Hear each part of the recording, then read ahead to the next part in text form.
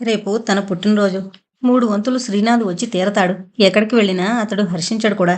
అందుకే ఆ విధంగా సర్దవలసొచ్చింది వసుధ. అనుకున్నట్టుగానే చీర, ఉంగరం కొని రాత్రి 12 గంటలకొచ్చాడు శ్రీనాథ్. అతన్ని చూసేసరికి ఆమె ముఖం కళకళలాడిపోయింది. అతని కోరికపై ఉదయం తలంటుకుని చీర కట్టుకుంది.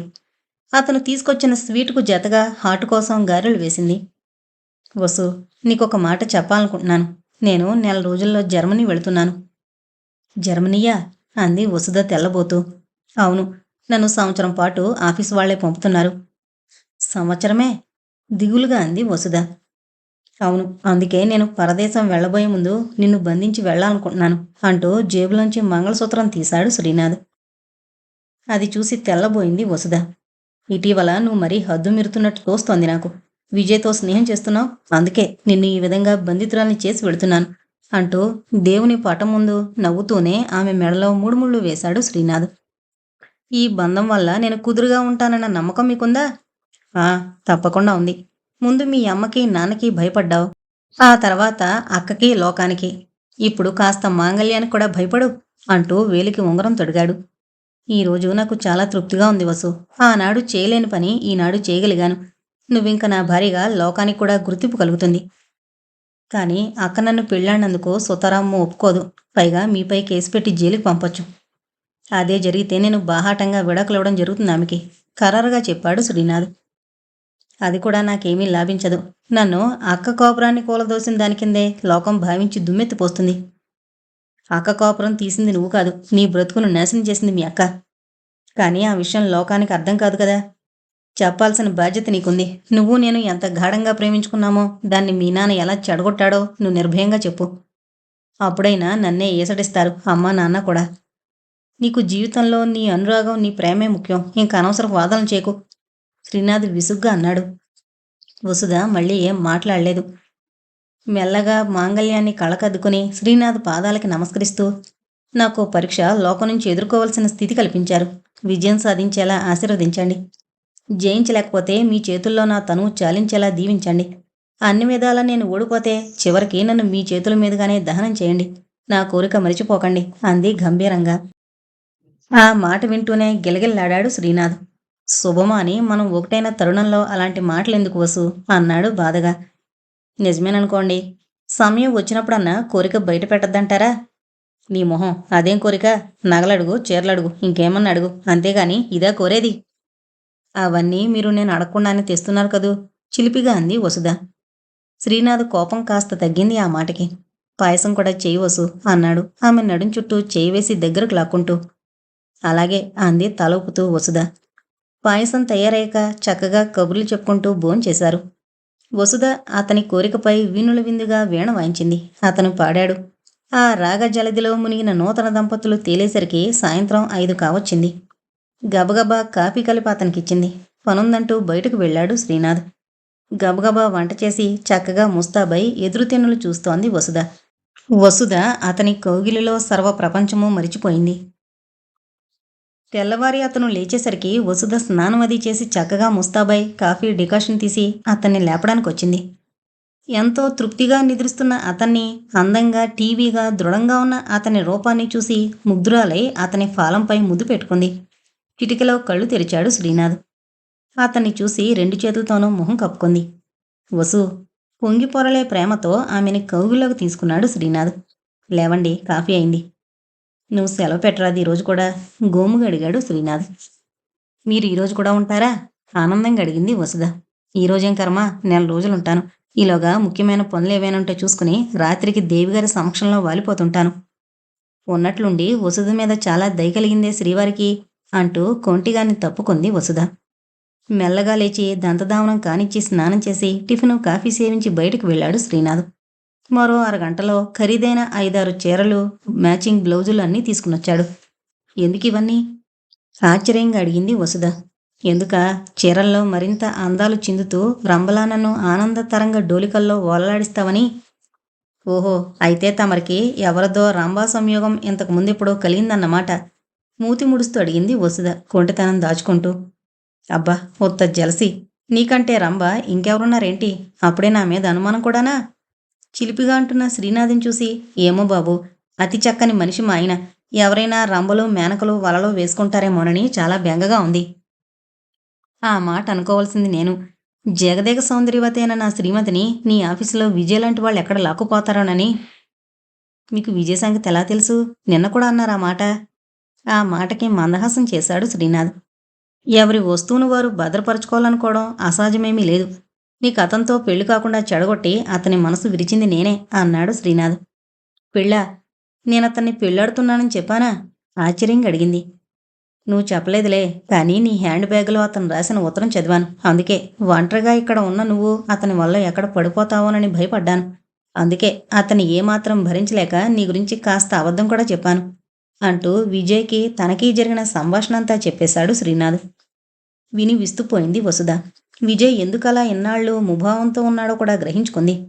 క్షమించండి, అతనికి పెళ్లి సాధ్యపడదనే చెప్పాలనుకున్నాను. మీకు నేను ఏనాడు చెప్పాను, మానసికంగా నా భర్త నా దైవం మీరేనని. అలాంటి మిమ్మల్ని కాలదన్ని అతను అడిగిందే చాలని పెళ్ళాడతానా? ఇంతేనా మీరు నన్ను అర్థం చేసుకుంది? బాధగా అడిగింది. అఫ్కోర్స్ నిజమేననుకో, నా భయం నాది. ఇప్పుడింక నీపై ఏ విధమైన సంశయాలు లేవులే. ఇప్పుడు పూర్తిగా నా అద్దంగివయ్యావు. పోనీలేండి, ఎప్పటికైనా అనుమానాలు కలగకుండా ఉంటే అంతే చాలు అంటూ మందహాసం చేసింది వసుధ. అతను కోరిన విధంగానే ఆ చీరలో ముస్తాబయింది. ఆమె ఏ విధంగా తన ఊహకి మరింత సౌందర్యంతో మెరిసిపోతూ కనిపిస్తుందో ఆ విధంగానే ఊహల్లో నిలుపుకొని నప్పే విధంగా ఆమె కన్ని హంగులు సమకూర్చాడు శ్రీనాథ్. ఆ రోజు మామూలుగా అతను కౌగిలిలో బంధించినప్పుడు, నేను గర్భవతినైతే నా జీవితం ఏమవుతుంది అని అడిగింది మెల్లగా. ఆ మాట వింటూనే ముద్దులతో ముంచేస్తూ, నా వసు, నువ్వు నిజంగా గర్భవతివైతే నాకు అంతకంటే ఆనందకరమైన విషయం మరొకటి లేదు. నాకంటే అదృష్టవంతుడు కూడా మరొకడు ఉండడని ఆనందిస్తాను. కానీ నన్ను లోకం హీనంగా చూస్తుంది. ఇందులో హీనమంటూ ఏముంది వసు? భార్యన తర్వాత బిడ్డను కనకుండా ఉంటుందా? లోకంలో ఎవరూ తల్లులు కావడం లేదా? మీరు నన్ను రహస్యంగా పెళ్ళాడారు, అలాగే సంసారమూ చేశారు. రేపు నేను గర్భవతినైతే నలుగురు చూస్తారు. బిడ్డను కంటే 10 మందికి తెలుస్తుంది. తెలియని భయం దేనికి? నేను నిన్ను పెళ్లి చేసుకున్నానని, ఈ బిడ్డకి తండ్రిని నేనేనని చెప్పు అన్నాడు శ్రీనాథ్. వసుధ మాట్లాడలేదు. ఇంచుమించు నెల రోజులు దాదాపొచ్చాయి.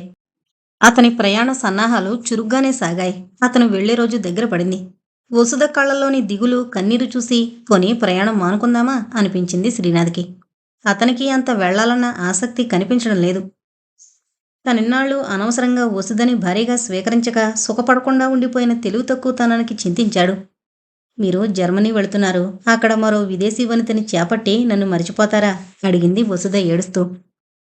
మొత్తానికి నీకు జలసి ఉందని మరోమారు నిరూపించుకున్నావు. పిచ్చి వసు, నిన్ను మోసం చేస్తానా? నేను వెళ్ళగానే అడ్రస్తో ఉత్తరం రాస్తాను. జవాబులు రాస్తూ ఉండు.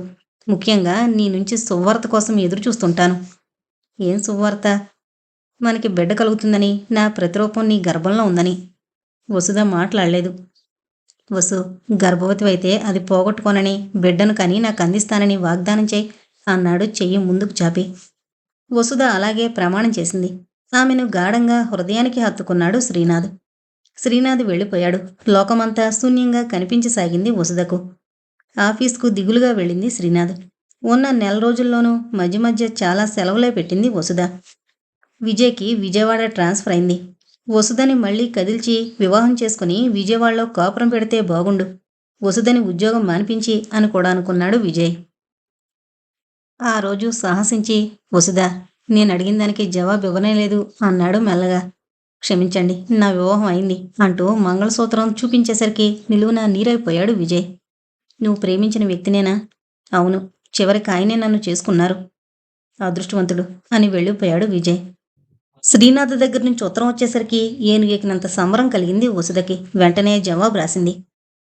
నెల 20 రోజులు గడిచేసరికి తనకి నెల తప్పిందన్న విషయం గ్రహించింది వసుధ. శ్రీనాథ్ కోరిక నెరవేరిందన్న ఆనందంతో పాటు లోకులు ఏమనుకుంటారోనని భయపడింది వసుధ. ఇప్పుడు శ్రీనాథ్ పెళ్లి చేసుకున్నట్లు చెబితే ముందు బిందు వచ్చి నాన్న తిట్లు తిడుతుంది. తల్లి తండ్రి దుమ్మెత్తి పోస్తారు. అక్కమొగుడు తప్ప మరెవరూ దొరకలేదా అని లోకం అంటుంది. చెప్పకుండా ఉందామంటే తన కడుపులోని బిడ్డకి సంరక్షణ కావాలి. అక్రమ సంతానంగా భావించకుండా ఉండాలి నలుగురు. ఏ విధంగా? రేపు నెలలు నిండాక ప్రసవానికన్నా తల్లిని రప్పించుకోవాలి. తల్లి ఎన్ని మాటలంటుందో. తాను గర్భవతి అంటూ వసుధ రాసిన ఉత్తరం చదివేసరికి గుండె జల్లుమంది శ్రీనాథ్కి. నా వసు, నాకంత ఆనందాన్నిచ్చిన నువ్వు ప్రతిఫలం అందుకోకుండా ఉండవని అనుకున్నాను నేను. అక్షరాలు అలాగే జరిగింది. నన్ను ప్రేమించావు, నా భార్యవై నన్ను పూర్తిగా సుఖపెట్టావు. ఇప్పుడు నా బిడ్డకు తల్లివి కాబోతున్నావు అనుకున్నాడు మనసులో. వసు, నా ప్రేమమూర్తి, నా హృదయేశ్వరి, సిగ్గుబరువుతో వాలిపోయే సోగ కళ్ళను ఈ మాట నాకు నువ్వు చెబుతుండగా తనివి తీరా చూసి ఆనందించే అదృష్టం లేక ఎన్ని మైళ్ళ దూరంలోనో ఉండిపోయిన నా దురదృష్టానికి బాధపడుతున్నాను. మందులవి వాడు, నేను నెల నెలా డబ్బు పంపిస్తాను. ఉద్యోగం మాని హాయిగా విశ్రాంతి తీసుకో అంటూ రాశాడు శ్రీనాథ్. అది చదివి నవ్వుకుంది వసుధ. కానీ ఉద్యోగం మానలేదు. ఆమెకి వివాహమైందని విజయ్ వెళుతూ అందరికీ చెప్పే వెళ్ళాడు. ప్రతి ఉత్తరంలోనూ ఉద్యోగం మానమని రాస్తూనే ఉన్నాడు శ్రీనాథ్. ఇంటికి ప్రతి నెల డబ్బు పంపిస్తోంది వసుధ. తనకి శ్రీనాథ్ పంపే డబ్బు బ్యాంకులో వేసుకోసాగింది, పురిటి ఖర్చులకుంటుందని. కూతురు గర్భవతన్న విషయం తెలియనే తెలీదు తల్లిదండ్రికి. బిందుకు కూడా డబ్బు పంపిస్తూనే ఉన్నాడు శ్రీనాథ్. ఆమె పేర కాదు, ఆమె తండ్రి పేరున. అయితే ఇంతలో ఒక విచిత్రం కూడా జరగకపోలేదు. బిందు గర్భవతయ్యి 5వ నెల గర్భస్రావం అయిందన్న విషయం తండ్రి వసుధకు రాస్తే వసుధ శ్రీనాథ్కి రాసింది, సానుభూతి చూపిస్తూ. అది చదువుకొని ఈషన్ మాత్రం కూడా బాధపడలేదు శ్రీనాథ్. అతనికి బిందు అంటేనే గిట్టదు. దానికి ఆమె ప్రవర్తన కూడా కారణమే. పైగా శోభనం అంటూ పెళ్లిలో గదిలోకి పంపినవాడు మొదటి రాత్రి బాగుండలేదు అన్న భావంతో బిందు ఏమైనా అనుకోగలదని, తన మీద ఏమైనా ప్రచారం చేస్తుందేమో అన్న ఉద్దేశంతో ఆమెతో సంసారం సాగించాడే కాని హృదయపూర్వకంగా కాదు. ఆ తర్వాతైనా కాపురానికొచ్చాక మొదట్లో నెలకొకసారి కేవలం ఆమె ఏమన్నా కోరిక తీరక బాధపడుతుందేమో అన్నట్లు వ్యవహరించాడు. ఆ తర్వాత అతనికి ఎందుకో తృప్తి కలగకపోగా విముఖత్వం కలిగి మానేశాడు. అది కూడా బిందు గర్భం అనేది తన వల్ల కలిగే అవకాశం ఎంతమాత్రం లేదని అతనికి తెలుసు. అయితే ఇవన్నీ వసుధకు తెలియవు. నిజానికి బిందు గర్భవతి కానూ లేదు, ఏమీ లేదు. ఎందుకనో వరుసనే 5 నెలలు ఆమె ఋతుక్రమం కాలేదు. శ్రీనాథ్ జర్మనీ వెళ్లబోయే ముందు తనకి నెల తప్పిందని చెప్పినా విని విన్నట్టు ఊరుకున్నాడే కానీ ఎలా వచ్చింది అని ప్రశ్నించలేదు. 5 నెలలకి మామూలుగా బహిష్టు కావడంతో తల్లి తండ్రి గర్భస్రావం అయిందని అనుకున్నారు. అందుకే ఆమెకు మందులవి ఇప్పిస్తూ కూర్చోబెట్టి చాకరీ చేస్తూ ఆమె దగ్గరే ఉండిపోయింది తల్లి. వసుధ విషయంలో ఏమాత్రం వారికి అనుమానం కలగలేదు. బాగానే ఉందిలే అని అనుకున్నారు మెదలకుండా. శ్రీనాథ్ క్యాలెండర్ చూశాడు. 9 నెలలైంది తనొచ్చి. వసుకి నెలలు నిండినట్లే.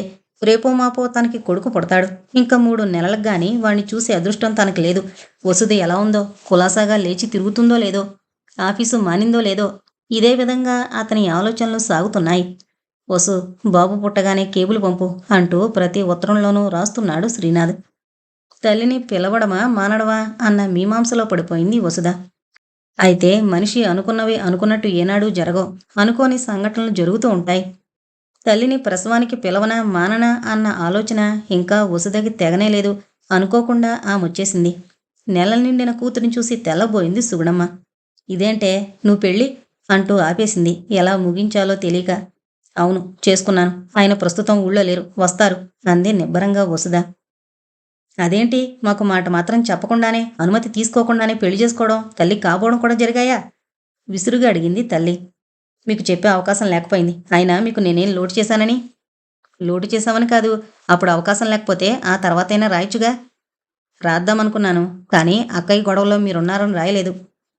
అవును, దాని కర్మం ఇలా కాలింది. లోకంలో అంతా బాగానే నెల నిండి కంటుంటే దానికే మధ్యలోనే తగలబడింది అక్కసుగా అంది సుగుణమ్మ.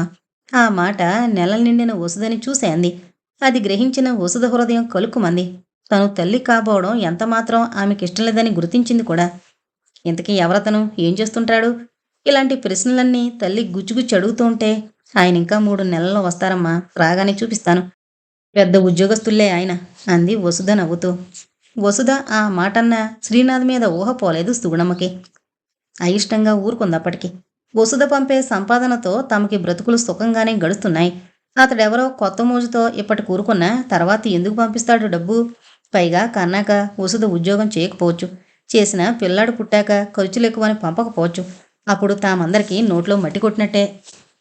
చూడగా చూడగా వసుధ పెళ్లి చేసుకోవడం పెద్ద నేరంగాను, తల్లి కాబోవడం అంతకంటే పెద్ద అపరాధంగాను తోచి మనసులోనే తిట్టిపోసింది సుగుణమ్మ.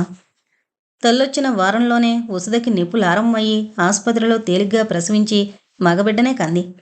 వెంటనే రహస్యంగా నర్సు చేత శ్రీనాథ్కి కేబుల్ పంపింది.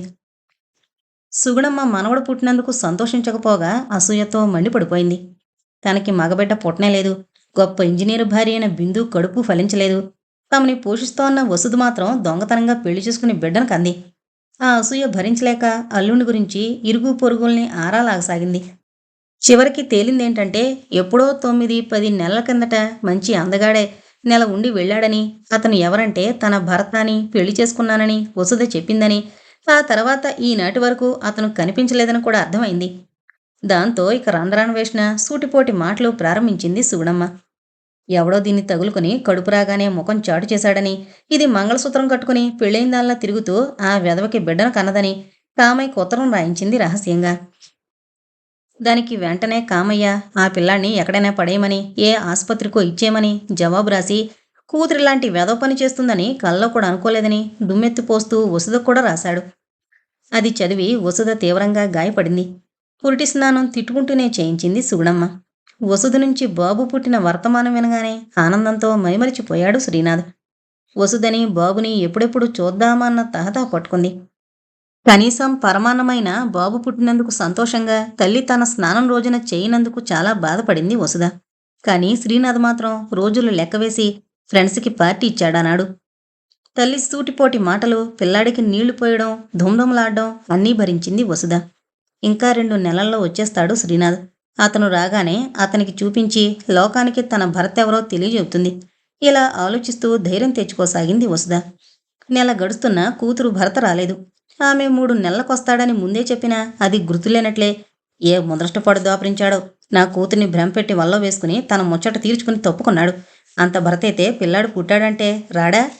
నెల గడుస్తున్నా రాకపోయే అని వీధిన దొడ్డినా పడి అరవడం, ఇంటికొచ్చిన వాళ్ళకి పనిగట్టుకుని చెప్పడం సాగించింది సుగుణమ్మ.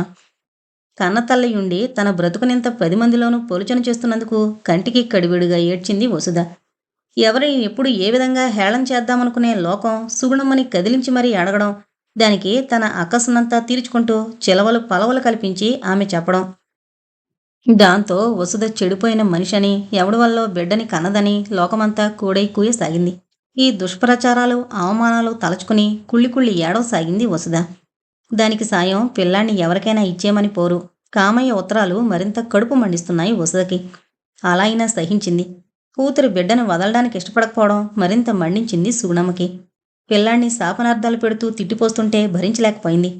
ఎలాగో ఇంట్లోనే ఉంది కనుక బాబుకి నెల వెళ్లే వరకు జాగ్రత్తగా తను చూసుకుంటున్నా, నెల గడిచిపోయాక తిరిగి ఉద్యోగంలో ప్రవేశించాలంటే విపరీతమైన భయం పట్టుకుంది వసుధకి. తల్లి తను లేకుండా చూసి ఆ పిల్లాన్ని పేకనొక్కి పారేస్తుందో, ఏ చెత్తకుండీలో పడేస్తుందో, ఎవరికన్నా ఇచ్చేస్తుందోనని భీతిలా సాగింది. ఉద్యోగం మాందామనుకుంటే తన సంపాదనకి కకృతిపడి ఇన్ని విధాల తన్ను తూర్పారబడుతున్న తల్లిదండ్రులు ఆ ఉద్యోగం చేసి డబ్బు పంపకపోతే మరింత రభస చేస్తారని గ్రహించి మళ్లీ పనులోకి వెళ్లాలనుకుంది. నిజానికి శ్రీనాథ్ పంపే డబ్బుతో బాబుని పెంచుకుంటూ ఇంటి దగ్గర ఉండాలని ఆమె ఆశ. శ్రీనాథ్ వాంఛ కూడా అదే. ఉద్యోగం మాని బాబుని శ్రద్ధగా చూసుకో, నీ ఆరోగ్యం కాపాడుకో అంటూ ఉత్తరం రాస్తూనే ఉన్నాడు హెచ్చరికగా. చివరికి ఒక నిశ్చయానికొచ్చింది. నెల గడిచి వారమైనా ఆఫీస్కెళ్ళవేం అని అడిగిన ప్రశ్నకి సూటిగా ఆమె వంక చూసి, నేను వెళ్ళగా చూసి నా బిడ్డను నువ్వేమన్నా చేస్తే ఏం చెయ్యాలి? నీకు ఆయన 3 నెలలకు వస్తారని వెనకే చెప్పాను. అయినా నువ్వు నన్ను నమ్మక నా బిడ్డని, భర్తని నన్ను ఆరాడి పెడుతున్నావు. నా బిడ్డని నీ చేతుల్లో నిన్ను నమ్మి నేను చేస్తే వదలను. ఉద్యోగం చేయను, మీకు డబ్బు పంపను. ఉంటే తింటాం, లేకపోతే చేస్తాం. నేను మంచిదాన్ని కాదన్నావు కనుక నా పాటలేవు నేను పడతాను. నేను చచ్చాననుకుని అలాగే మీ ఇంటి దగ్గర చెప్పుకొని మీ మానాన్ని మీరుండండి. నేను ఈ జీవితంలో నీ గుమ్మం తొక్కను, మీరు నా గుమ్మం తొక్కద్దు అంది నిర్మోహమాటంగా. వసుధ ఎదురు తిరిగేసరికి కాస్త తగ్గింది. వసుధ ధోరణి గమనించి కథ బెడిసికొట్టి డబ్బు చేతికి రాకుండా పోయే ప్రమాదం ఉందని గ్రహించి వెంటనే కామయ్యని పిలిపించింది సుగుణమ్మ. ఇద్దరూ ఆలోచన చేసి బిందుకి పిల్లాడినిచ్చి పెంచే ఏర్పాటు చేయాలని, పిల్లాడంటూ కనబడకపోతే ఉద్యోగం మానిస్తుందని గ్రహించి నిర్ణయించారు. అక్కయ్య బాబుని తన బిడ్డలా పెంచుతుంది. వారానికోసారి నువ్వు వచ్చి చూస్తూ ఉండొచ్చు. నీ బిడ్డకేం ప్రమాదం లేదు. అక్క అతను వెళ్లేసరికి గర్భిణి అని బావకి తెలుసట. అతనొచ్చి బిడ్డ ఏడునడిగితే పాపం అదేం చెబుతుంది? ఈ పిల్లాన్ని తన పిల్లాడిగా పెంచుతుందిలే కొన్నాళ్ళు. మీ ఆయన వస్తాడంటున్నావు, కానీ నాకు నమ్మకం లేదు. పోనీ నీ మాట ప్రకారం ఇంకో నెల 15 రోజుల్లో వచ్చినా కానీ పిల్లాడు పుట్టిపోయాడని ఏదో చెప్పు. మళ్ళీ కనకపోవులే. అయినా నెలకి 300 తెచ్చుకుంటూ ఎప్పటినుంచే పిల్లలేమిటి అంది సుగుణమ్మ. ఈ మాటలకి నిర్ఘాంతపోయింది వసుధ. అదేంటమ్మా అలా అంటావు? నేను కన్నబిడ్డని అక్క కిందకివ్వాలి? నా బిడ్డ లేడని ఎందుకు చెప్పుకోవాలి? రేపు నా భర్త మాత్రం వచ్చి నా బిడ్డ ఏడని అడగరా అంది కష్టంగానే. ఆ వచ్చాళ్లే. ఏసుడింపు గాని ఏమైనా అక్కకి ఇవ్వాల్సిందే అంది ఖరారుగా సుగుణమ్మ. మీరు అక్కకిస్తానని మళ్ళీ ఏదన్నా నాటకాలాడితే ఏం చెయ్యాలి? అసలు నా బాబుని చచ్చినివ్వను అంది వసుధ. కానీ రెండో రోజుకి బిందు రావడం, వసుధ ఏడుపులు లెక్క చేయకుండానే పిల్లాన్ని తీసుకువెళ్ళడం జరిగిపోయాయి. విజయగర్వంతో ఇంటికి వెళ్ళిపోయారు తల్లిదండ్రులు. అక్క, ఆనాడు నా భర్తని నీవాణ్ణి చేసుకున్నాం, ఈనాడు నా బిడ్డను తీసుకున్నాం. ఏ దేవి కృప వల్లనో దైవం నన్ను అనుగ్రహించి తన దాన్ని చేసుకుని వెళ్లారు. కాని అలాగే వచ్చి నా కొడుకుని నాకివ్వకపోతారా అని ధైర్యం తెచ్చుకుంది వసుధ. భార్య కోసం బిడ్డ కోసం తప్పించిపోతున్న శ్రీనాథ్ 15 రోజుల ముందే బయలుదేరాడు. వసుధ నుంచి ఉత్తరాలు సరిగ్గా లేవు. బాబు కులాసాగా ఉన్నాడా, తన ఆరోగ్యంగా ఉన్నదా లేదా అన్న ఆదుర్ద ఎక్కువైంది.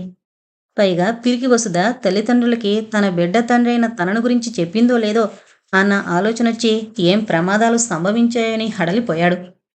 నిజానికి బాబుని తీసుకుని బిందు వెళ్ళాక ఒక్కసారి వెళ్ళి చూసొచ్చింది వసుధ. ఆ తర్వాత పాలతో భారమయ్యి జ్వరం పట్టుకుంది. ఇలా జరిగిందని శ్రీనాథ్కి రాయలేదు. రాసేందుకు ఆమెకి స్వాస్థం లేకపోగా కాస్త మందుల బలానికి లేచి తిరుగుతుండగా శ్రీనాథ్ బయలుదేరబోతున్నట్లు రాశాడు. ఇంకా ప్రస్తావన మానుకొని అతని రాక కోసం ఎదురుతెన్నులు చూడసాగింది వసుధ. శ్రీనాథ్ ముందు తన రాక తెలియచేయాలి కనుక విజయవాడ వచ్చి ఇంటికొచ్చాడు. బిందువు చేతిలోని పిల్లాన్ని చూసి నిర్ఘాంతపోయాడు. ఎవరి పిల్లాడు అని అడిగాడు సూటిగా. మీ అబ్బాయే. ఆనాడు మీరు వెళుతుంటే నేను గర్భవతినని చెప్పానుగా. బిందువు మాటకి తదేకంగా చూశాడు బాబుని. తను వెళ్లేనాటికి 3 నెలల గర్భిణి అన్నమాట గుర్తొచ్చింది. పిల్లాడికి 3 నెలలు కూడా ఉన్నట్లేవు. కనీసం 5-6 నెలలన్నా ఉంటాయి ఆమె బిడ్డైతే. పైగా బిందువుకు గర్భస్రావం అయినట్లు వసుధ రాసిన ఉత్తరం తన దగ్గరింకా భద్రంగా ఉంది. బిందు కొడుకు ఏమైనా ఇంత అందంగా ఉండడు. అదీకాక కళ్ళు ముక్కు అన్నీ తనలానే ఉన్నాయి. ఆ రంగు ఆ వరస చూస్తే వసుధ గుర్తుకొస్తోంది. బిందుకి తన వల్ల గర్భం వచ్చే అవకాశాలు ఏ విధంగానూ లేవు. ఇందులో ఏదో రహస్యం ఉంది. వెంటనే ఆఫీసుకు సెలవు పెట్టి తిన్నగా వసుధ దగ్గరికి ప్రయాణం అయ్యాడు. శ్రీనాథ్ ఇంటికి వెళ్లేసరికి వసుధ మంచం మీద పడుకొని భగవద్గీత చదువుకుంటోంది. మనిషి చిక్కి శల్యమైనట్లుంది. వసు. త్రుళ్ళిపడిన వసుధ గుమ్మంలో శ్రీనాథుని చూసి పుస్తకం గిరాటు వేసి త్రుటిలో అతని చేతుల్లో వాలిపోయింది. ఆమెను అలాగే అక్కున చేర్చుకుని గదంతా కలిజూసి, వసు, బాబెక్కడా? ఆ మాట వింటూనే ఒక్కసారి పెద్దగా ఏడ్చింది వసుధ. ప్లీజ్ ఏడవకు, మన బాబు ఏమయ్యాడో చెప్పు అన్నాడు కంగారుగా. నా దగ్గర నుంచి బాబుని అక్క తీసుకుని వెళ్ళిపోయింది. బాబు అక్కయ్య దగ్గర పెరుగుతున్నాడు అంటూ అతని గుండెలపై తలాంచి వెక్కి వెక్కి ఏడవసాగింది వసుధ. ఆ మాటతో తన అనుమానం నిజమైనందుకు మనసులో ఒక విధంగా సంతోషించాడు. మెల్లగా ఆమెని ఓదార్చి అన్ని విషయాలు అడిగి తెలుసుకున్నాడు శ్రీనాథ్. ఒక్కొక్క మాట చెబుతుంటే అతని ఒళ్ళు ఉడికిపోసాగింది. చి దుర్మార్గులు, అమాయకురాల్ని ఒంటరిదాన్ని చేసి వసుధని ఎన్ని బాధలు పెట్టారు. నా బిడ్డని లాక్కుపోవడానికి వీళ్ళెవరు? నా బాబుని నాకు ఇప్పించండి. నేను అందరికీ దూరంగా ఎక్కడికన్నా పోయి నా బిడ్డను పెంచుకుంటాను. మీ ఎవరి జీవితాల్లోకి రాను అంటూ శ్రీనాథ్ చేతులు పట్టుకుని వసుధ ఏడుస్తుంటే నిలువున కదిలిపోయాడు శ్రీనాథ్. చ, అలా ఏడవకు. అసలే అలా అయిపోయావు చూడు. బాబుని తీసుకుని నువ్వెక్కడికి వెళ్ళక్కర్లేదు. మనమే పెంచుకుందాం. ఏడవకు మరి అంటూ ప్రేమగా ఓదార్చాడు శ్రీనాథ్. అతని మాటలకి కాస్త ఉపశమనం కలిగింది వసుధకి. అబ్బా, ఏడాది నీ సమక్షంలో లేనందుకు నాకెంత వెర్రెత్తిపోయిందో నీకేం తెలుసు అంటూ చేతులతో చుట్టేశాడు శ్రీనాథ్ని. బాబు మీరు దగ్గర లేకపోవడంతో ఖాళీగా ఉండి పిచ్చెక్కిపోతుంది. అందుకే ఆఫీస్కి వెళుతున్నాను. ఇంక రిజైన్ చేసే రేపు 4 రోజులాగి బాబుని తీసుకొస్తాను. నాకు ఆఫీసులో పనుంది. ఎల్లుండి వెళతాను. నువ్వు కూడా నాతో వచ్చేయ్. ఆ తర్వాత మనం అక్కడే కాపురం పెట్టుకుందాం. నువ్వు పక్కన లేకపోతే నేను అసలు ఉండలేను. జర్మనీ వెళ్ళానే గాని నిప్పుల మీద ఉన్నట్టు ఉండొచ్చాను అన్నాడు దగ్గరగా లాక్కుంటూ. మీరు లేకపోతే నేను మాత్రం ఉండగలనా? ఎప్పుడొస్తారా అని కలవరించిపోతున్నాను. మరి ఉద్యోగం మానేస్తావా? మీరు బాబుని తీసుకురాగానే. వెరీ గుడ్, నువ్వు నా అర్ధాంగివి. శ్రీనాథ్ ఉన్న 2 రోజులు 2 క్షణాల్లా గడిచిపోయాయి వసుధకి. శ్రీనాథ్కి అంతే. ఇంకా ఆలస్యం చేయకూడదు. తన వసుధని బాబుని ఒక చోట చేర్చుకుని తను ప్రతి క్షణం ఆనందంగా గడపాలి. ఇప్పటికే తను చాలా కాలాన్ని వ్యర్థం చేసుకున్నాడు. ఇక లాభం లేదు. కావాలంటే విజయవాడ నుంచి ట్రాన్స్ఫర్ అన్నా చేయించుకోవాలి. వసుధను మాత్రం వదులుకోకూడదు అన్న గట్టి నిర్ణయానికి వచ్చాడు శ్రీనాథ్. వసు, 2-3 రోజుల్లో వస్తాను నేను అని వెళ్ళిపోతుంటే వసుధకి లోకమంతా శూన్యంగా కనిపించసాగింది. ఇంటికొస్తూనే బాబునెత్తుకుని ముద్దు పెట్టుకున్నాడు శ్రీనాథ్. నా అనురాగాల పంటవిరా బాబు నువ్వు. వసు, చక్కని బిడ్డను కనిచ్చావు. కానీ నీ తల్లి మమత తీరకనే వ్యధ చెందుతున్నావు అనుకున్నాడు మనసులో. అతను ఆఫీస్ పనిలోనూ ట్రాన్స్ఫర్ కోసమూ ప్రయత్నాలు చేస్తూ అందాక ఇంటి కోసం కూడా వెతుకుతూ తిరుగుతున్నాడు. ఆ పనులతో అతను చెప్పిన 3 రోజులు గడిచిపోయినా బాబుని తీసుకురాకపోయేసరికి వసుధ గుండెల్లో రైళ్లు పరిగెత్తాయి. చివరకు బిడ్డను అక్కడే ఉంచుకుని శ్రీనాథ్ తన దగ్గరికి రావడం మానేస్తాడేమో అని హడలిపోయింది. ఇంకా ఆగలేక, ఆ కల్లోలం భరించలేక ఒక్కసారి బాబును చూడాలన్న తపనతో విజయవాడొచ్చింది. మునిమాపు చీకట్లు అలుముకుంటున్నాయి. శ్రీనాథ్ ఇంకా ఇంటికి రాలేదు. బిందు, బిందుతో పాటు తల్లి బాబునెత్తుకుని గుమ్మంలోనే ఉండడంతో కంగారుపడి, అక్క, బాబు కులాసాగా ఉన్నాడా అని అడిగింది ఆదుర్దాగా. ఆ అంటూ మూతి విరిచింది. చటుక్కున బిందుకి శ్రీనాథ్ తిరిగొచ్చాడన్న మాట స్ఫురణకొచ్చింది. బాబు మనబిడ్డ అంటే నమ్మి బాబుని ఎంతో అపురూపంగా చూసుకున్నాడు శ్రీనాథ్. ఇలాంటి తరుణంలో వసుధ బాబు కోసం వస్తుంటే ఏం బాగుంటుంది? ఎలాగైనా ఆమెను రాకుండా చేయాలని నిర్ణయించుకుని, నువ్వెందుకొచ్చావు అని అడిగింది బిందు ఆమెను కోపంగా చూస్తూ. బాబును చూద్దామని. బాబుకు నీకేంటి సంబంధం? ఆ మాటకు పిడుగుపడిందాల్లా తేరుకుని, అదేంటక్క, బాబు నా కొడుకు అంది వసుధ. చాలే, నోరు మూసుకో. నీ కొడుకట, నీ కొడుకు. ఎవడో నీతి జాతి లేని వాడితో కులికి బిడ్డను కని తగుదునమ్మా అని నా గడపలోకి రావడానికి సిగ్గులేదు? నీలాంటి చెడిపోయిన దానికి గుమ్మంలో వచ్చే అర్హత లేదు. పెద్దగా అరవసాగింది బిందు. సుగుణమ్మ వెంటనే అందుకుని, ఓసి దిక్కుమాలిందానా, నా కడుపున చెడబుట్టావు. మా పరువు ప్రతిష్టలు మంటగలిపావు. ఇవన్నీ చాలక ఏ ముఖం పెట్టుకునొచ్చావు? ఆ అరుపులకి ఆ రోడ్డునున్న నలుగురు పోగయ్యారు. విడ్డూరంగా చూడసాగారు. చూసి ఊరుకుంటారా? తలో మాట విసరసాగారు. బిడ్డనివ్వకపోగా వీధిలో పెట్టి నలుగురి మధ్య దుమ్మెత్తి పోస్తున్న తల్లిని అక్కని చూసి జీవితంలో తొలిసారిగా అసహించుకుంది వసుధ. ఈ అక్క కోసం, ఈ తల్లిదండ్రుల కోసం తను శ్రీనాథిని ఆనాడు ఒప్పించి పెళ్లి చేసింది బిందుతో. అవును, ఆయన అంటూనే ఉన్నారు, నీ త్యాగం వల్ల ఏమీ ఉపయోగం ఉండదు అని ఆ రోజే చెప్పారు. తని గ్రహించలేకపోయింది. వసుధ ఏదో అనేలోగా తలుపు బళ్ళున గడియ వేసుకుని లోపలికి వెళ్లారు తల్లి కూతుళ్ళు. వసుధ తలుపు కొట్టింది. పోవే పో, నువ్వు చచ్చినా తలుపు తీయం లోపల నుంచి వినిపించింది.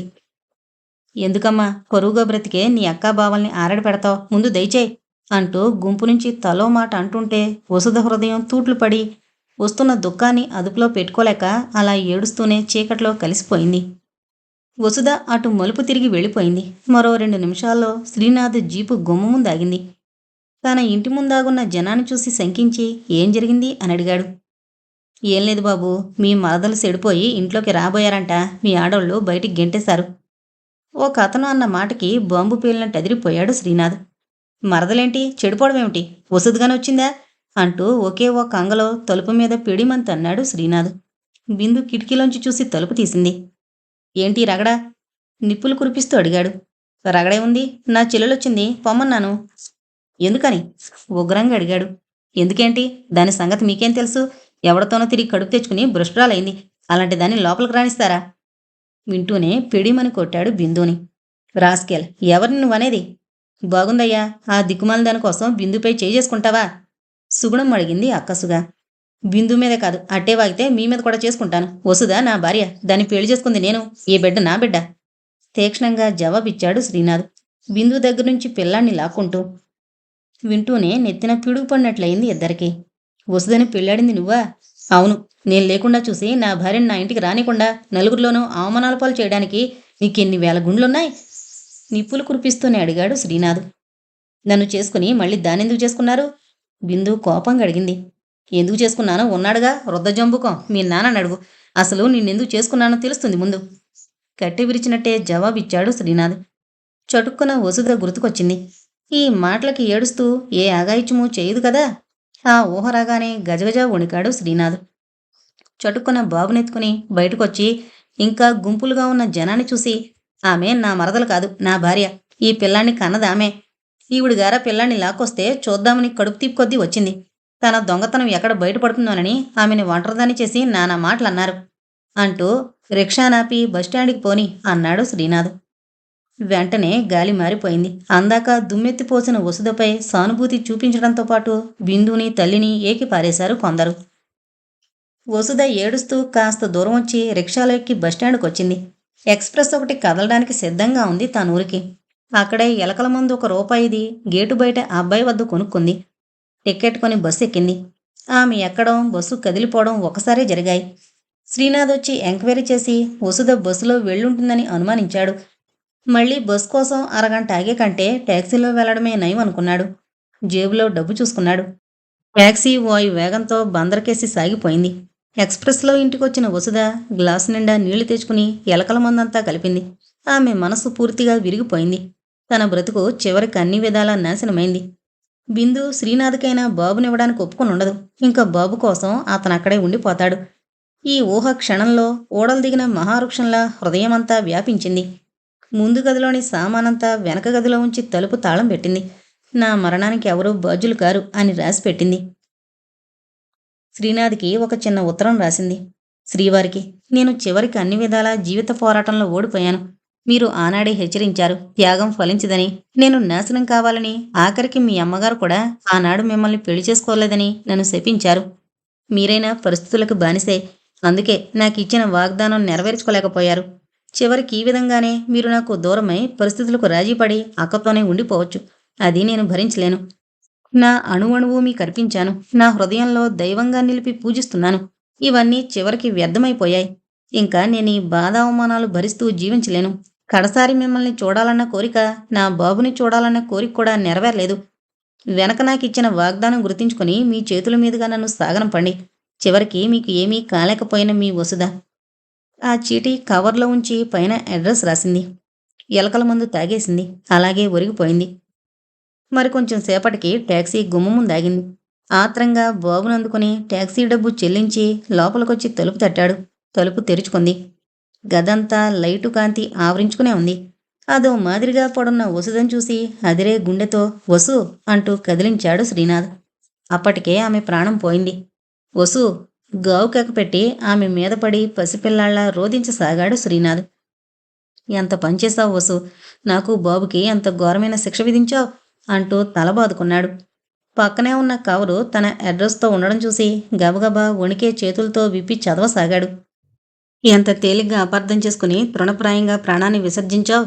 నన్ను ఇలాగైనా శంకించేది? 1-2 రోజులు ఆలస్యమైనంత మాత్రాన ఇలా దారుణంగా ఊహించుకుని ప్రాణత్యాగం చేసి నాకు జీవితాంతం మానని గాయాన్ని చేస్తావా? బాబు కోసం పలవరించావు. నీ కోసం తెచ్చిన కొడుకుని కళ్ళారా చూసి ఆనందించకుండా తల్లి ఒడి ఈ పిల్లాడికి కరువు చేసి వెళ్ళిపోయావో వసు అని గుండెలు పగిలేలా రోదించాడు. పసిబిడ్డ ఏడుపు, పెద్దవాళ్ల ఏడుపు విని ఇరుగు పొరుగు పోగయ్యారు. వసుధ మృత కళేబరాన్ని చూసి కొయ్యబారిపోయారు. బాబుని చూస్తుండమని డాక్టర్ను పిలుచుకునొచ్చినా ప్రాణం పోయిందనే తల వంచుకుని వెళ్ళిపోయాడు డాక్టర్. ఆ రైల్వే గేటు పడి ఉండకపోతే ఆఖరు క్షణంలోనైనా వసుధని దక్కించుకుని ఉండేవాడు శ్రీనాథ్. తన తల్లిదండ్రులకి టెలిగ్రామ్ ఇచ్చాడు. తెల్లవారేసరికి అంతా దిగారు. ముందు శ్రీనాథ్ తల్లిదండ్రులొచ్చారు. ఆ వెనక బిందు, కామయ్య, సుగుణమ్మ అంతా దిగారు. నిశ్చలంగా ఉన్న వసుధ మృతదేహాన్ని చూసి విరుచుకు పడిపోయారు కామయ్య, సుగుణమ్మలు. ఛ, మీరంతా దూరంగా ఉండండి. ఆమెను ముట్టుకునే అర్హత మీకెవరికీ లేదు కోపంగా చూస్తూ అన్నాడు శ్రీనాథ్. సుభద్రమ్మ, లక్ష్మీపతి బావురమన్నారు. అన్ని విషయాలు చెబుతూ వచ్చాడు శ్రీనాథ్. ఆఖరుకు పురిటి సమయంలో వసుధ ఎన్ని అవమానాలు పడింది చెబుతుంటే బగబగా మండిపోయింది సుభద్రమ్మకి, లక్ష్మీపతికి. ఇలాంటి రాక్షసుల మధ్య దాన్ని ఎందుకుంచావురా నాయనా? ఇలా అని మాకు ఉత్తరం రాసిపడేస్తే మేం తీసుకుపోయి సలక్షణంగా పురుడు పోసి తల్లిని బిడ్డని నీకు క్షేమంగా అప్పగించేవాళ్ళం కదూ. ఏడుస్తూ అంటున్న తల్లి మాట విని తను చేసిన రెండో పొరపాటుకు మరణవేదన అనుభవించాడు శ్రీనాథ్. నిజమే, ప్రసవానికి వసుదని తన వాళ్ళ దగ్గరికి వెళ్లమన్నా లేదా విషయాలన్నీ చెప్పి తల్లిని వెళ్లమన్నా ఈ విధమైన దుష్ప్రచారాలు కలిగేవి కావు. వాళ్ళకి మొదట్నుంచి వసుదంటే వాళ్ళ ఆపేక్ష. అసలు వసుధ వలపులో మునిగిన తనకి వసుధ చుట్టూ తన మనసు పరిభ్రమిస్తుండేదే కాని మరో బాహ్యస్మృతి కలిగేదా? నోరులేని అమాయకురాల్ని తమ స్వార్థం కోసం నానా దుర్భాషలాడి ఆమె పట్ల శత్రువుల కంటే హీనంగా ప్రవర్తించిన తమ వైఖరికి తామే కుమిలిపోసాగారు కామయ్య దంపతులు. ఇలాంటి తిరస్కారాలన్నీ భరించి చివరికి మీ కర్మ మీరే అనుభవించండని శపిస్తూ దివిలో కరిగిన చిన్న కూతుర్ని తలచుకుని కంటికి కడివిడుగా ఏడవసాగారు. ఇప్పుడు మీ కళ్ళు చల్లబడ్డాయా? నాకు భార్యని, నా బిడ్డకు తల్లిని లేకుండా చేశారుగా. అల్లుడి మాటకి తలలు వంచుకున్నారిద్దరు. బతుకుండగా సాధించలేంది వసుధ చచ్చి సాధించింది. అందరి ఎదుట లోపల వేసుకున్న ఆమె మంగళసూత్రాన్ని తీసి పైకి పెట్టాడు శ్రీనాథ్. మరో అరగంటలో ఆమె అంతిమయాత్రకి అన్ని సన్నాహాలు ఏర్పాటయ్యాయి. తన కొడుకు వసుదంటే ఎంత మనసు పడ్డాడో తెలుసు సుభద్రమ్మకి, లక్ష్మీపతికి. తమ ఏకైక పుత్రుడి గుండెల్లో రగులుతున్న బడబాగ్నిని ఊహిస్తూ కళ్ళనీళ్లు తుడుచుకోవడం కూడా మరిచిపోయారిద్దరు. శ్రీనాథ్ వసుధల అనురాగం ఎంత గాఢమైందో గ్రహించగలిగిన కామయ్య హృదయం తరుకుపోయింది. ఎంత అన్యోన్య జంటను విడదీసి పాపం మూటగట్టుకున్నాను. చివరికి వృద్ధాప్యంలో కాస్త కన్ను కాలు అవుతుందనుకున్న వసుధని తన దగ్గరకు లాక్కుని తన పాపానికి తగ్గ ప్రాయశ్చిత్తం ఈ జన్మలోనే విధించాడు భగవంతుడు అని కళ్ళనీళ్లు కారుస్తున్నాడు కామయ్య. ఎన్ని విధాల తన కోసం చెల్లి త్యాగం చేసిందో విన్న బిందు తను చేసిన అవమానాలకి మనసులోనే ఏడవసాగింది. మెడలో పూలదండలు, పచ్చని పసుపు, ఎర్రని కుంకుమలతో వసుధ నా కోరికలన్నీ నిజానికి నెరవేరాయి అన్నట్టుంది. శ్రీనాథుని భర్తగా పొంది అతని బిడ్డకు తల్లయ్యి చివరికి అతని చేతుల మీదుగానే దాటిపోయింది ఆమె. దూరంగా ఎక్కడో శివరంజని, నవరాగిణి పాట వినిపిస్తుంటే గుండెలు పిండుకుపోయాయి శ్రీనాథ్కి. శాంతం పిచ్చివాళ్ల ఇంటికొచ్చిన కొడుకును చూసి గుండెలు బాదుకున్నారు తల్లి తండ్రి. ఎంత కర్మ పట్టుకుందిరా నీకు అంటూ. తల్లి, మీ అందరికీ శాంతిగా ఉందా? వాడు కోరిన పిల్లనిచ్చి చేయకుండా దాని బిడ్డని దానికి కాకుండా చేశారే, మీకింక పుట్టగతులుంటాయా? దొరికాడు కదా అని నా బిడ్డ జీవితంతో చెలగటలాడతారా అంటూ కడిగిపోశారు సుభద్రమ్మ, లక్ష్మీపతులు.